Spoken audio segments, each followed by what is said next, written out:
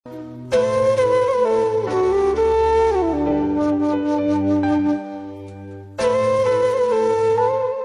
Muslim, kematian sedang mengejarmu. Ada satu fenomena teman-teman sekalian yang kita semua bisa lihat di depan mata kita, yaitu masalah kematian. Risalah ini akan kami sampaikan kepada orang yang sehat dan sakit, orang yang kaya dan juga miskin, para pemimpin dan masyarakat, orang cerdas dan juga orang yang bodoh, laki-laki dan perempuan, anak kecil ataupun orang dewasa. Ingatlah saudaraku, kita akan mengakhiri kehidupan dunia ini. Ada batas waktu di mana kita semua akan meninggalkannya.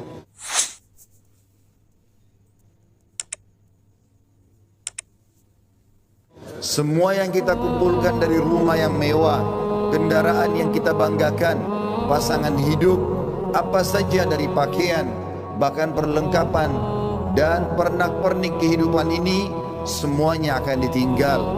Pasti kita akan meninggalkannya.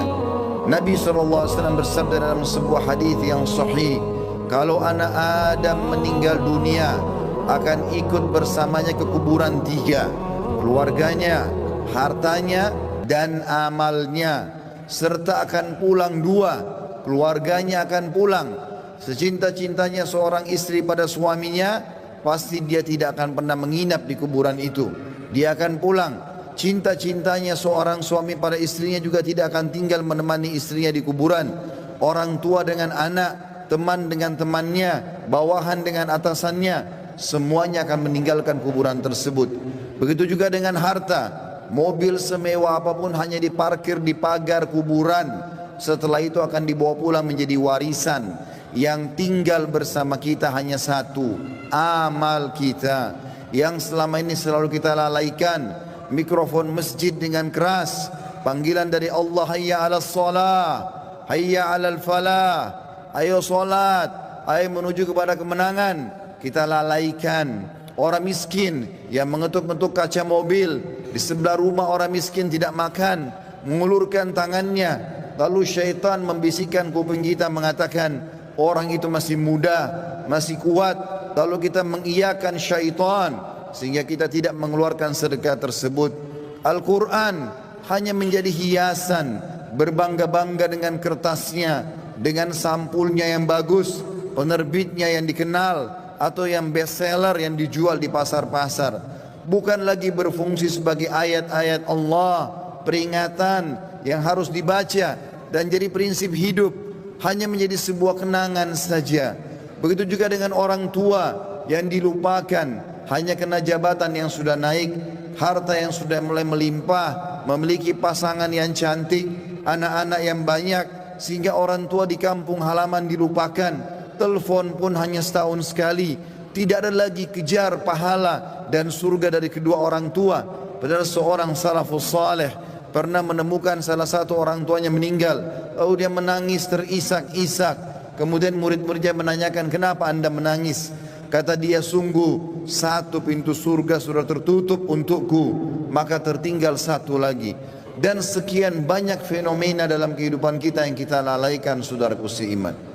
Dengarkan dan renungi baik-baik bagaimana Allah mengingatkan dalam kitabnya tentang masalah hari pulang ini. Yang pertama, disebutkan di dalam Al-Quran surah Al-Baqarah ayat 281. Allah berfirman dan kekal ditilawakan oleh orang-orang beriman sampai hari kiamat. A'udzu billahi minasyaitonir rajim. Wattaqu yawman turja'una fihi ila Allah. Thumma tuwaffa kullu nafsin ma kasabat wa hum la yudhlamun. Takutlah kalian, persiapkanlah diri kalian, fikirkanlah baik-baik, masuk semua dalam makna wattaqu. Hati-hatilah kalian dengan hari di mana kalian akan dikembalikan kepada Allah. Kemudian setiap jiwa akan diberikan balasan dan laporan dari amal-amalnya, baik ataupun buruk, dan mereka tidak akan dizalimi sedikit pun. Kalau hari ini teman-teman kita melihat seseorang kerabat kita, teman sejawat kita, partner bisnis kita dibungkus dengan kain kafan dan meninggal, dan kita mengantar ke kuburan sebagaimana mungkin itu sudah pernah kita lakukan, maka satu waktu nanti kita yang akan diantar. Teman-teman sekalian masih malas sholat, sholatlah teman-teman sebelum anda disolati oleh orang-orang. Banyak orang meninggalkan saf pertama masjid, padahal itu keutamanya sangat besar, tapi dia menunggu dia akan disolati di saf pertama pada saat meninggal dunia. Ini kerugian, penyesalan akan datang terakhir, saudaraku seiman. Dalam ayat lain Allah berfirman dalam surah Al-Baqarah ayat 48, A'udzu billahi minasyaitonir rajim. Wattaqu yawman la tajzi nafsun an nafsin syai'a wa la yaqbalu minha syafa'atun wa la yu'khadhu minha 'adlun wa la hum yunsarun.